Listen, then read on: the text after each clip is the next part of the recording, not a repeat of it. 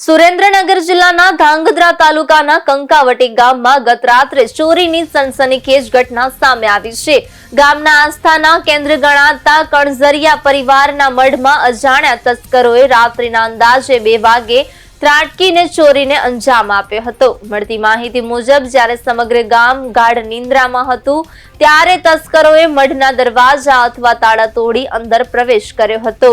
અંદર પ્રવેશ કર્યા બાદ માતાજીની મૂર્તિના શણગાર, છતર તેમજ દાનપેટીમાં રહેલી રોકડ રકમની ચોરી કરવામાં આવી હોવાની આશંકા વ્યક્ત કરવામાં આવી રહી છે। જો કે ચોરીમાં ગયેલા સામાન અને રકમનો ચોક્કસ આંકડો હજી સુધી સામે આવ્યો નથી અને પોલીસ તપાસ ચાલુ છે।